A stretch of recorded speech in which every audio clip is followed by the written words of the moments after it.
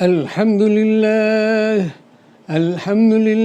وكفى وسلام على عباده الذين اصطفى أما بعد فأعوذ بالله من الشيطان الرجيم بسم الله الرحمن الرحيم۔ الشریعہ انٹرنیشنل سے آج انشاءاللہ متفرق مسائل تجوید، عربی اور قراءت اور ایک مؤثر واقعہ ذکر کیا جائے گا۔ یہ چند مسائل ہیں۔ ایک سوال ہے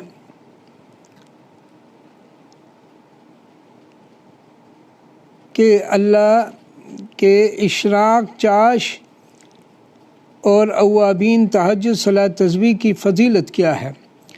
ظاہر اشراق کے تو ہے، حج و عمرے کا ثواب ملتا ہے۔ چاش کی نماز سے اللہ تعالیٰ سونے کا محل جو ہے وہ عطا فرماتے ہیں۔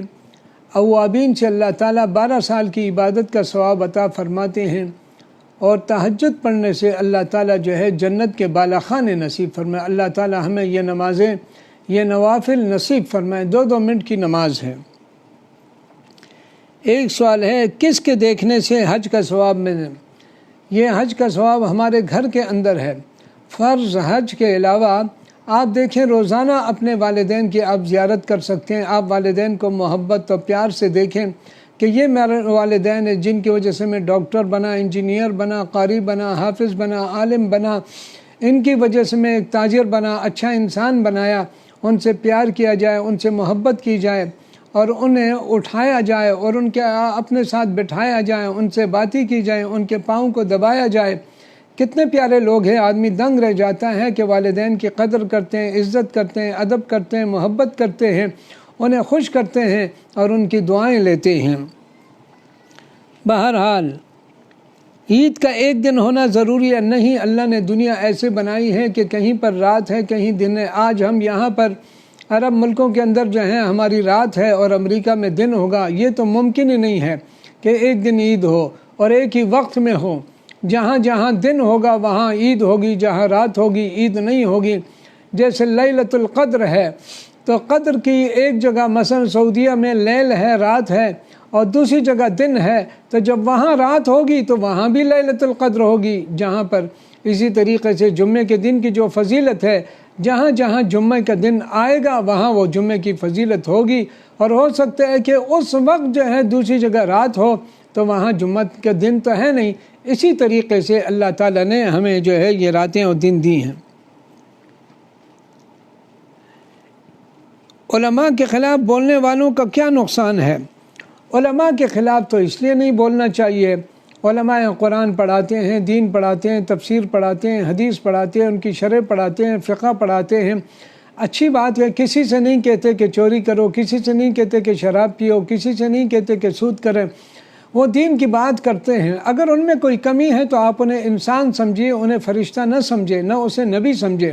اسے کہیں کہ ہمارے بھائی ہیں، ہمارے چچا کے بیٹے ہیں، ماموں کے بیٹے ہیں، خالو کے بیٹے ہیں، اور اسی طرح ایک انسان ہے اس دنیا میں، وہ بھی ہیں۔ اگر غلطی ہو جائے تو اللہ تعالیٰ ان کو بھی جو ہے اپنے حفظ و امان میں رکھے، اور انہیں بھی اللہ تعالیٰ جو ہے نیکی نصیب فرمائے اور پاکی نصیب فرمائے اور صلاح نصیب فرمائے۔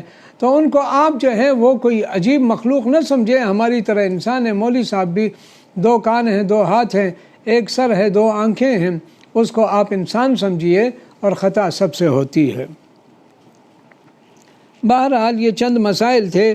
اس کے بعد جو ہے ایک واقعہ ہے، ایک عجیب واقعہ ہے۔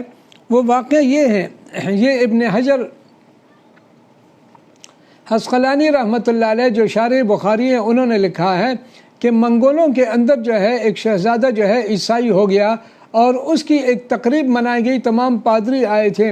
بہرحال ایک پادری نے حضور صلی اللہ علیہ وسلم کی شان میں گستاخی کی، تو وہاں ایک کتا باندھا ہوا تھا، اس کتے نے زور لگا کر رسی کو توڑ دیا ہے۔ بہرحال لوگوں نے کہا کہ یہ تو آپ پر ٹوٹ پڑا ہے۔ کہتے نہیں، وہ میں ہاتھ کے اشارے کر رہا تھا تو یہ سمجھا کہ شاید مجھے مار رہا ہے۔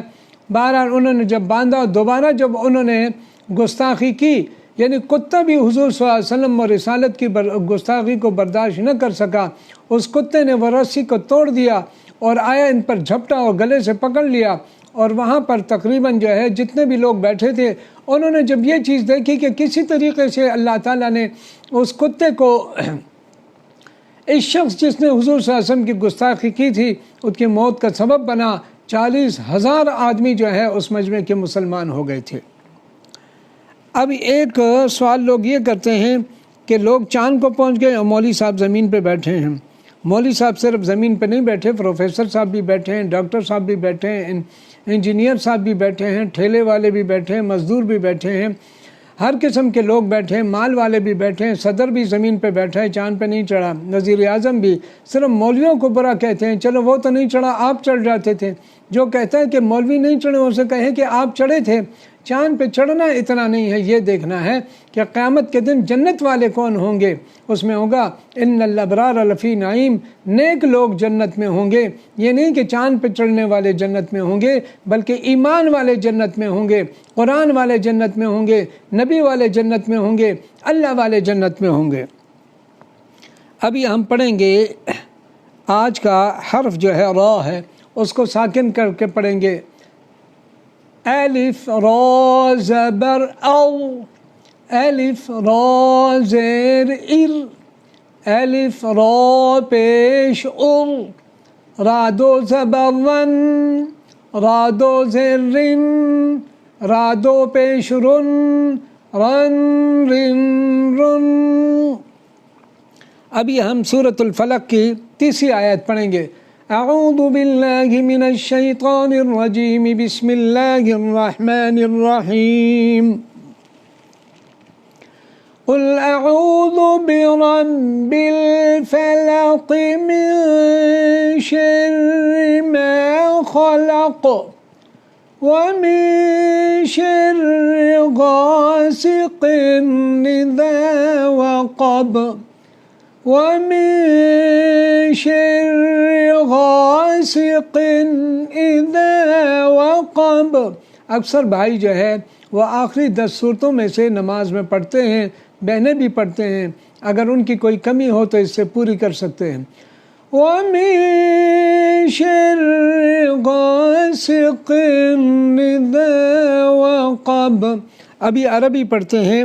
پہلے ہم نے پڑھا تھا مخ دماغ، پھر رأس سر، اور پھر شعر بال، جبہہ پیشانی، اور اذن کان، انف ناک، وجہ چہرہ۔ اسی طریقے سے خد کے معنی ہیں گال، رخسار، اور منہ کو فم کہتے ہیں۔ آج ہم پڑھیں گے ذقن، اس کو کہتے ہیں، ٹوڑی کو کہتے ہیں، حلق جو ہے اس کو کہتے ہیں اردو میں بھی۔ لسان کے معنی ہے زبان، لسان زبان، جس کو ہم ٹنگ کہتے ہیں، لسان زبان، لسان۔ اب میں کہتا ہوں میری تو یا لگا دیں لسانی، میری زبان، تیری کاف لگا دیں لسانو کا، اس کی لسانو ہو، اس عورت کی لسانو ہے، ہماری لسانونا۔ تو یہ جو ہے اب ہم افعال پڑھیں گے، جیسے فکرہ سوچا، سجدہ سجدہ کیا، نظرہ دیکھا، سمعہ سنا، شم سونگا، اکل کھایا، شرب پیا، بلع نگلا۔ آج ہم کہیں گے قال، آپ نے قرآن میں کہا قال اللہ تعالی، اللہ نے فرمایا، قال الذین کفروا، کافروں نے کہا۔ سمجھ آ گئی بہن؟ تو قال کے معنی ہے کہا، اور بکا کے معنی رویا، بکا کے معنی رویا، بکا کے معنی ہے رویا۔ اب ہم پڑھیں گے اس کے ساتھ من قال، کس نے کہا، من بکا، کون رویا، این قال، کہاں کہا، این بکا، کہاں رویا، کیف قال، کیسے کہا، کیف بکا، کیسے رویا، حل قال، کیا کہا، حل بکا، کیا رویا۔ اب ہم پڑھیں گے ایک نسخہ جو ہے، یہ چہرے کے بال کیسے دور ہوں گے۔ بعض ناقص غذائیں کھانے کی وجہ سے لڑکیوں کے چہرے پر بال آتے ہیں۔ اللہ تعالیٰ نے مرد و عورت میں فرق رکھا ہے کہ مرد کے چہرے پر بال نہیں ہوتے، اور مرد کے چہرے پر بال ہوتے ہیں، عورت کے چہرے پر بال نہیں ہوتے، لیکن بعضوں کی ناقص غذا کی وجہ سے نکل آتے ہیں۔ اب اس کے مختلف طریقے ہیں۔ اگر آپ ہلدی جو ہے وہ لے کر کے اور دودھ کا استعمال کریں اور مکسچر بنا کر کے چہرے پر لگائیں اور پھر جو ہے 1 گھنٹہ کے بعد جو ہے اس کو دھو لیں، یہ بھی ایک طریقہ ہے۔ میدا اور دودھ ملا لیں یا جو ہے اس میں چینی ملا لیں اور مکسچر بنا لیں اور آدھے گھنٹے کے لیے لگا لیں، اور یہ ہفتے میں 3 بار کریں تو حیران رہ جائیں گے کہ آٹا، دودھ اور ہلدی یہ ملا کر بھی لگائیں تو یہ بال جو ہے دور ہو جائیں گے۔ کم از کم ہفتے میں یہ 3 بار کرنے چاہیے۔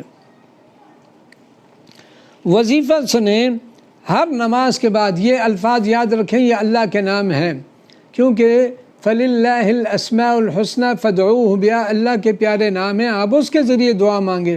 تو چہرے پر جو بال ہیں یا چہرے کی خوبصورتی کے لیے یہ پڑھیں، یا اللہ، یا خالق، یا مصور، یا جمیل۔ کیا پڑھیں گے؟ یا اللہ، یا خالق، یا مصور، یا جمیل۔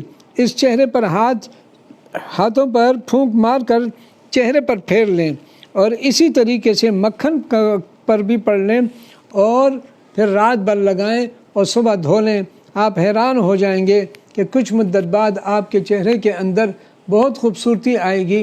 عورتیں عام طور پر یہ چاہتی ہیں اور یہ اللہ کی طرف سے ایسے۔ بہرحال ہمیں چاہیے کہ اپنی اولاد کو نیک صالح بنانے کی کوشش کریں، نیکوں کی مجلس میں بٹھائیں، اچھی کتابیں لا کر کے دیں، صحابہ کرام کے واقعات انہیں سنائیں، اولیاء کرام کے واقعات سنائیں، اپنے ہر موقع پر ان کی تربیت کریں کہ والد کا کیا ادب ہے، والدہ کا کیا ادب ہے۔ جواب دینے کی بری بات ہوتی ہے اگر آدمی منہ پر جو ہے ان کو جواب دے دے۔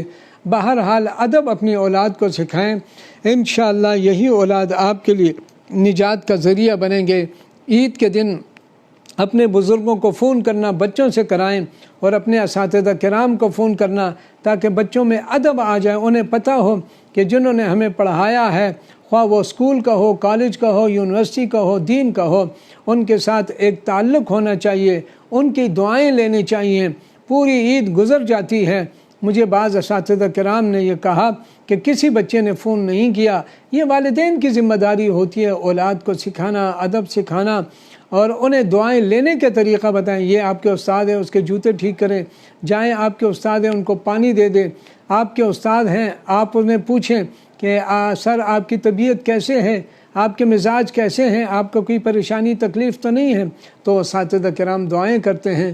اولاد کو یہ سکھائیں کہ وہ دعائیں جو ہیں وہ دعائیں اپنے بڑوں سے لیں، اپنے انکل سے لیں، اپنے چچا سے لیں، ماموں سے لیں، بزرگوں سے لیں، انہیں سکھائیں یہ آپ کے دادا جان ہیں، یہ آپ کی دادی جان ہیں، ان کے پاس جائیں، ان کے تکیہ ٹھیک کریں، ان کا بستر ٹھیک کریں، ان کے جوتے ٹھیک کریں، ان کے سامنے دودھ رکھیں، ان کے سامنے دوائی رکھیں، تو اولاد نیک صالح بنے گی۔